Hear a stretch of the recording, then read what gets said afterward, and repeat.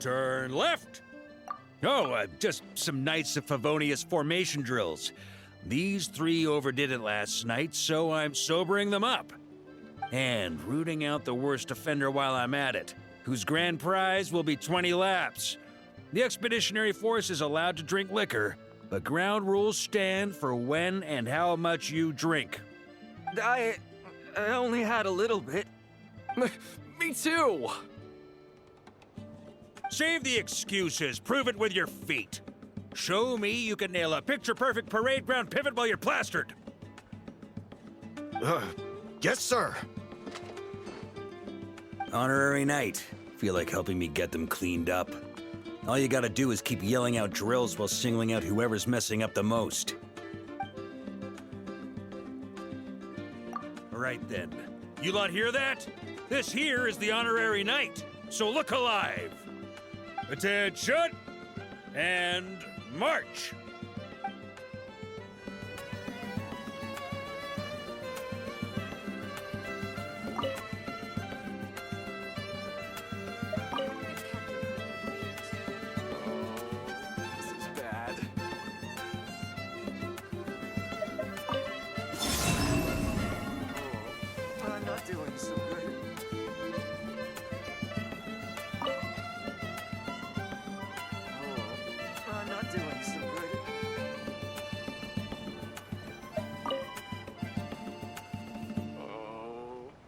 Bad. We're here too. At ease! Well, Honorary Knight, who's the drunkest of the bunch? What? Plastered? I never!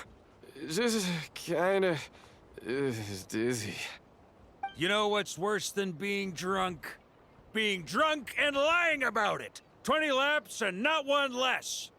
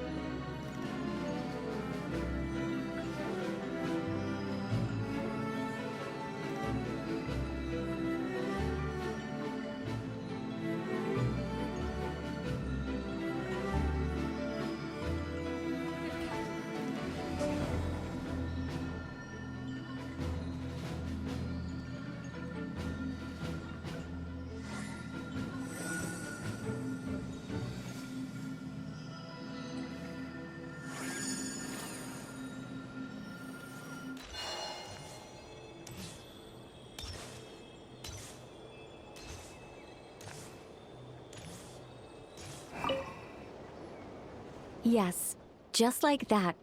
This will be more than enough to assassinate Varka. I'm going to assassinate Varka. I need ideas for assassinating the Grand Master.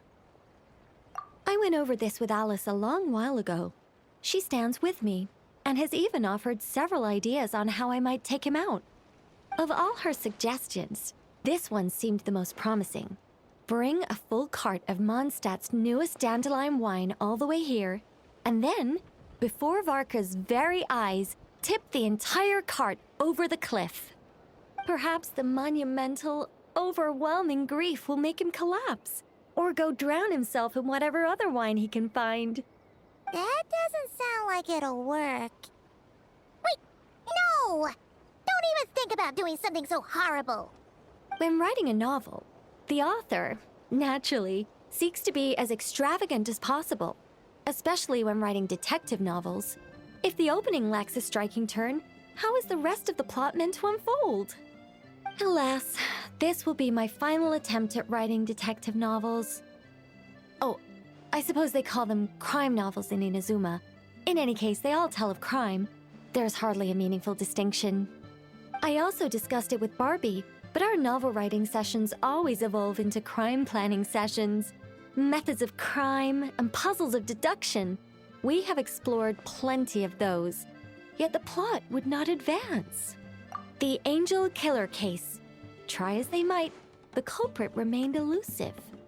The desperate detective rushed into the crowd, then shouted the revered names of the 4 great rulers at the sky. Whoosh! Pitter-patter. Boom!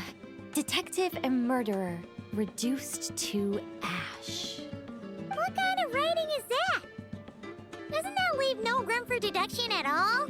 Of course there is. It was only through painstaking deduction that the detective finally discovered the names of the 4 great rulers, learning also that shouting them at the sky would inevitably reduce one to ash. My point exactly. Simply deducing who the culprit is has become dreadfully unoriginal. The subject of one's deductions must be something more creative. I even thought of having a Seelie detective, an angel who, longing to become a detective, became a Seelie, and by some twist of fate, ended up as a detective's assistant.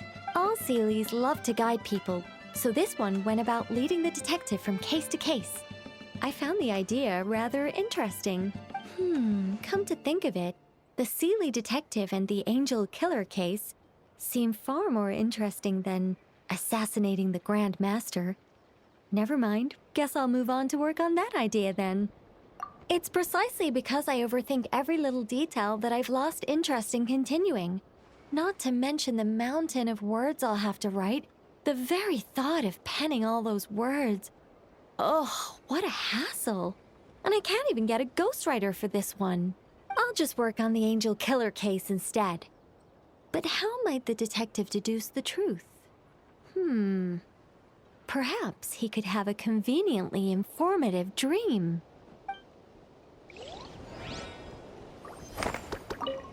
Seelie detective. Hold on. Why not have the Seelie guide that detective to assassinate the Grand Master instead?